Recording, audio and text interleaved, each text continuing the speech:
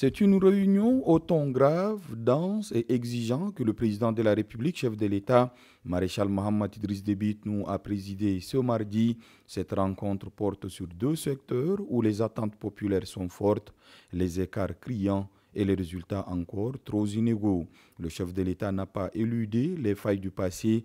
L'ombre de la dernière séance planait dans la salle. Le président de la République, visiblement agacé, a dénoncé sans détour les incohérences flagrantes entre les rapports présentés précédemment et la réalité sur le terrain. Je veux des rapports nets, réels et exacts, pas des récits arrangés, mais des constats bruts qui traduisent la réalité du terrain, a-t-il lancé d'un ton ferme dans des propos introductifs, rappelant que ses engagements politiques, notamment l'accès à l'eau et à l'électricité, sont un droit absolu pour tout citoyen. Le ton donné, le ministre de l'Eau et de l'Énergie, Pascal Kanabé Marcellin, prend la parole, s'appuyant sur un diagnostic tiré d'une tournée nationale qu'il a personnellement entreprise. L'emblématique pénurie d'eau à Abéché est évoquée en premier. La production journalière a triplé, passant de 5 500 mètres cubes à 16 500 mètres cubes grâce aux deux nouveaux châteaux d'eau, aux 31,5 km de conduite et des travaux d'urgence à Dabanaïr. L'objectif est de porter ce volume à 30 000 mètres cubes d'ici la fin de l'année grâce à 11 nouveaux forages sur le site de Bitéha.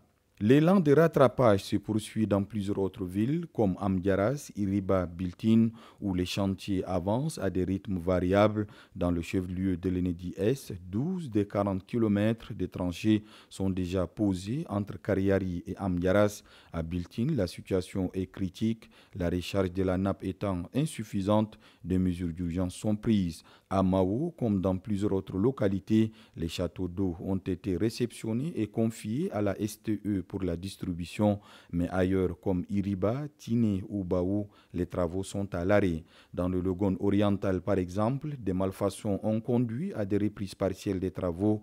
Les 57 mini-châteaux d'eau dans les provinces du Mandoul et du Salamat, financés par la République populaire de Chine, affichent un taux d'avancement de 55%. Interpellé par le président de la République sur la vétusté du réseau N'Djamena et les chantiers à Bitkin et Moussoro, le ministre Pascal Kanabé Marcellin annonce un vaste projet de réhabilitation et d'extension qui sera bientôt lancé avec le concours des partenaires. Le taux national d'accès à l'eau potable, précise-t-il, atteint aujourd'hui 63,5%, mais demeure inégalement réparti sur les territoires. La réunion glisse ensuite vers le sous-secteur de l'énergie. L'on évoque plusieurs projets, dont les 12 centrales de la DERM qui sont censées fournir 48 MW, mais dans la réalité seulement 16 MW sont disponibles. Dans certaines grandes villes comme Mongo, les coupures intempestives traduisent le manque de sérieux des prestataires rappelés à l'ordre. En N'Djamena, l'horizon s'éclaircit. La centrale thermique de Denali et la centrale solaire de Djarmaya, financées par les Émirats arabes unis, seront bientôt opérationnelles. Leur mise en service prévue pour août augmentera la capacité nationale qui est actuellement de 160 MW contre 50 MW un an plus tôt. Autant de progrès certes, mais le chef de l'État reste critique. Il fait remarquer que la seule capitale N'Djamena a besoin de 300 MW, pointant du doigt une gestion défaillante de la SNE et de la STE, minée par la corruption, l'incompétence et la complaisance dans le choix des entreprises prestataires. Ce n'est ni un problème de moyens, ni de volonté politique, c'est un problème de mauvaise gestion, tonne le maréchal. Il met en garde les responsables ministériels et les entités sous tutelle contre tout manquement. Le bureau de contrôle sont eux aussi avertis, certains étant accusés de valider des décomptes frauduleux et d'approuver des ouvrages non conformes, informés par les agissements d'un responsable d'une entreprise étrangère qui entrave le démarrage d'un projet électrique.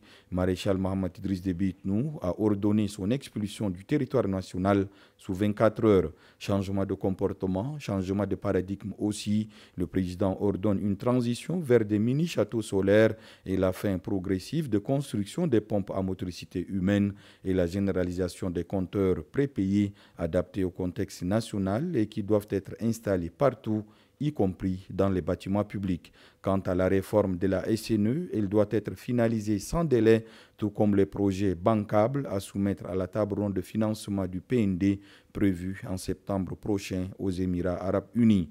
Le temps des discours est terminé, il faut des actes.